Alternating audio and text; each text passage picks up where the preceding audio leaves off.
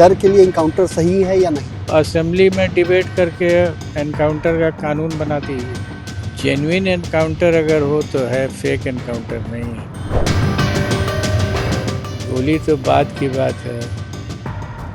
मैंने हिदायत दी थी कि किसी अपराधी के साथ दुर्व्यवहार भी नहीं। योगी मॉडल, उत्तर प्रदेश का जो योगी मॉडल है उसे कहा जा रहा है कि बिहार में योगी मॉडल आ गया है।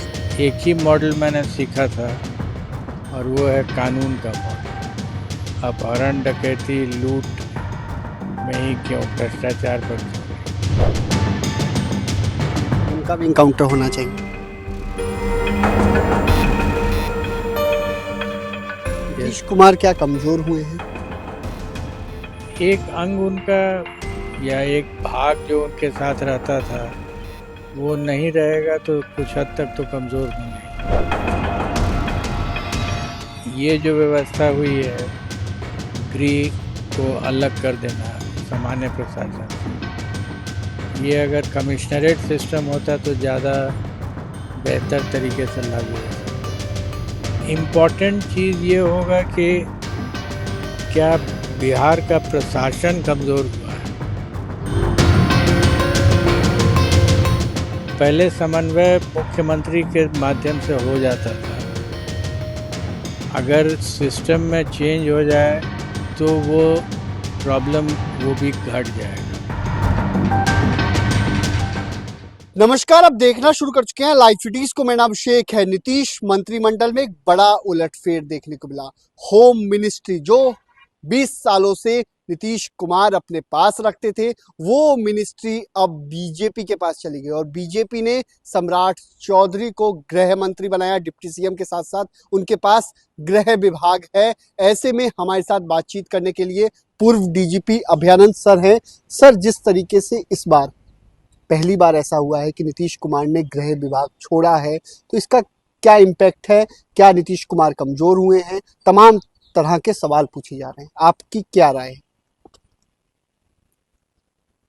बिहार में जो पुलिसिंग होती है उसमें कमिश्नरेट सिस्टम नहीं है, अर्थात मैजिस्ट्रेसी और पुलिस दो अलग अलग भाग में विभक्त है, जबकि दोनों का काम कई जगहों पर ओवरलैप करता है।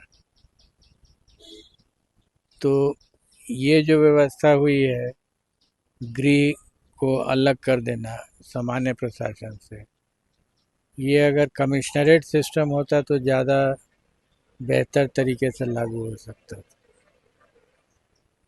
नीतीश कुमार क्या कमजोर हुए हैं? एक अंग उनका या एक भाग जो उनके साथ रहता था वो नहीं रहेगा तो कुछ हद तक तो कमज़ोर होंगे ही।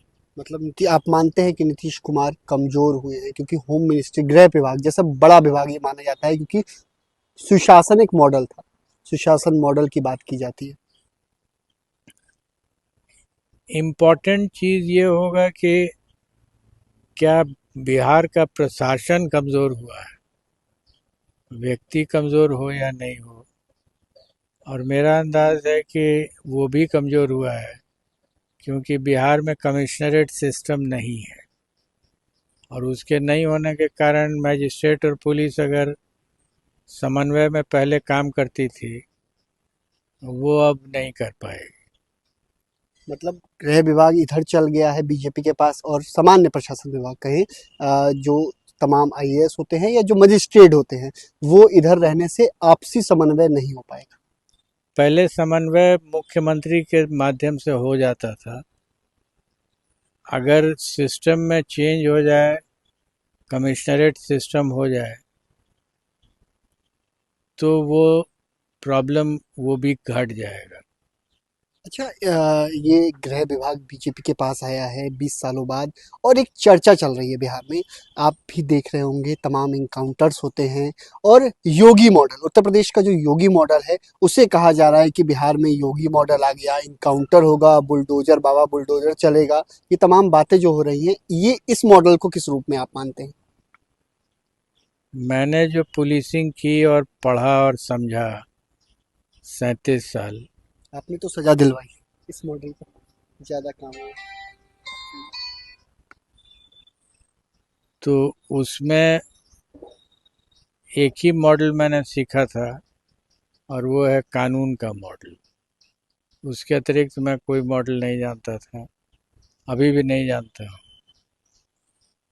आपके मॉडल में क्या था, मतलब कानून के मॉडल में? कानून के मॉडल में था अनुसंधान कीजिए, बढ़िया साक्ष्य एकत्रित कीजिए, ट्रायल कराइए और सजा कराइए।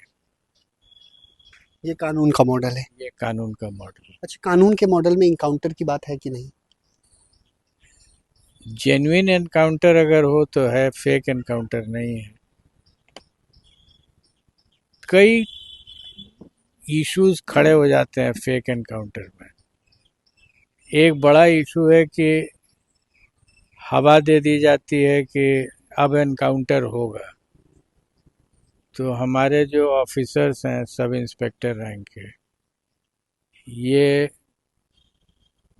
चढ़ करके एनकाउंटर कर देते हैं फेक, और बाद में जब वर्षों बाद उनका ट्रायल होता है, 20-20 साल के बाद आजीवन कारावास की सजा हुई है, रिटायरमेंट के बाद हुई है सजा।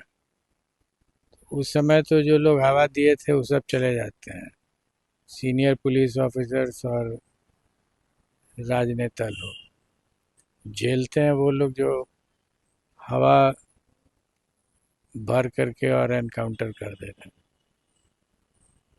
ये जो इनकाउंटर्स होते हैं, जो बिहार में इन दिनों इनकाउंटर्स देखने को मिलते हैं पैर में गोली मारने का, इसको किस रूप में मानते हैं आप? पढ़ने से फेक लगता है, और अगर फेक है तो गलत। अपराधियों ने पुलिस पर चलाई गोली, पुलिस ने जवाबी कार्रवाई में पैर में मारी गोली। हाँ ठीक है। यही हेडलाइन रहती है। ठीक है, वैसा अगर है और देखने से लगता है कि फेक है, ऐसे भी ह्यूमन राइट्स कमीशन और कोर्ट्स ने कहा है कि इस तरह के जितने भी क्राइम्स होते हैं उसकी जांच हो जानी चाहिए।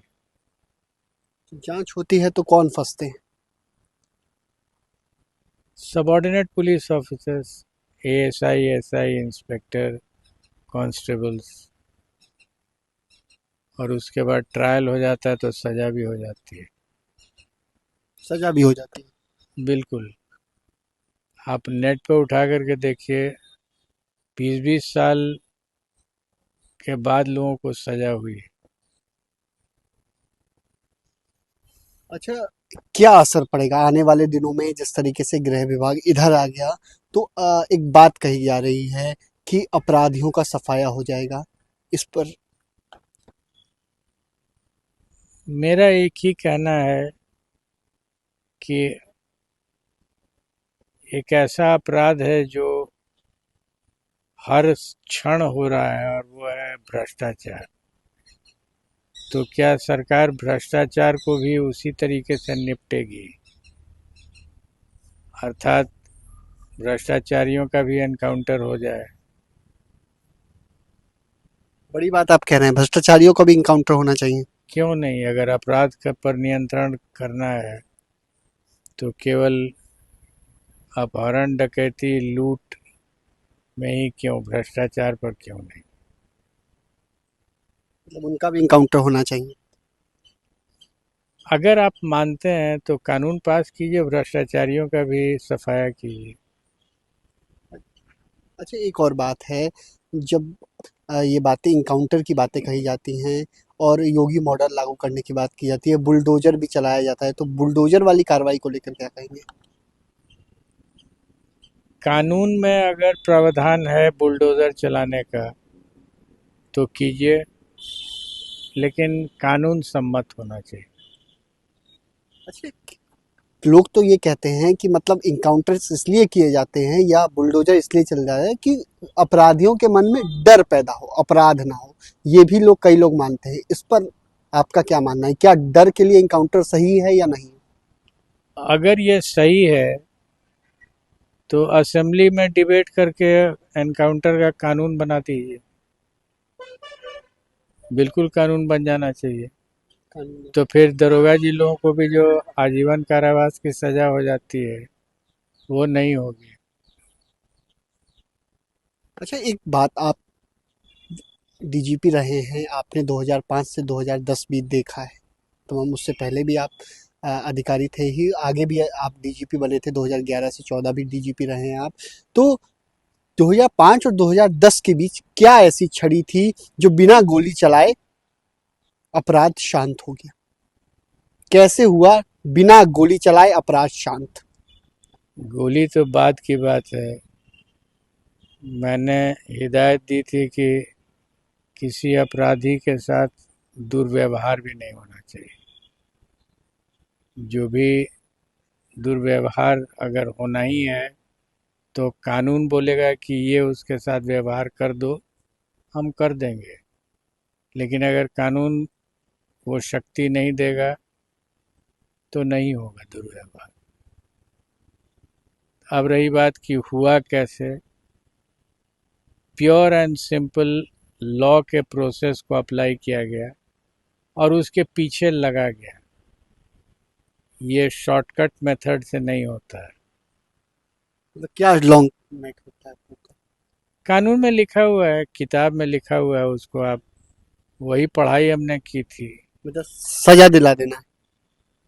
इन्वेस्टिगेशन कीजिए, ट्रायल कराइए, ट्रायल को परसू कीजिए, सजा कराइए, उसका अपील वो फाइल करेगा, अपील को परसू कीजिए। अपील को भी नहीं छोड़ना है हाई कोर्ट और सुप्रीम कोर्ट तक। स्टेट का काम ही यही है। डीजीपी अभयानंद थे, एक्स डीजीपी हैं, और इन्होंने बात बताई है 2005 से 2010 में कैसे बिना गोली चलाए अपराधी शांत हो गए थे, अपराध कम हो गया था। और साथ ही साथ इनकाउंटर्स को लेकर भी कहा है, इनकाउंटर्स पर कई सवाल भी उठाए और ये भी कहा है कि कानून बना देना चाहिए ताकि जो दरोगा जी लोग हैं उन्हें सजा ना हो सके। असेंबली में कानून लाना चाहिए कि इनकाउंटर की आज़ादी होनी चाहिए। और साथ ये भी कहा है कि अगर सही इनकाउंटर है तो सही है, लेकिन कई फेक इनकाउंटर्स भी हैं जिस पर कार्रवाई भी होती है और दोषियों को सजा भी हुई है, मतलब दोषी पुलिसकर्मी साबित हुए हैं। ऐसे में कई और बातें भी कही हैं और ये बात बिल्कुल साफ कर दी है कि नीतीश कुमार के गृह विभाग छोड़ देने से नीतीश कुमार कमजोर हुए हैं और गृह विभाग और सामान्य प्रशासन विभाग में तालमेल नहीं सही से बैठ पाएगा। ये बातें भी कही हैं। बने रही लाइव सिटीज के साथ।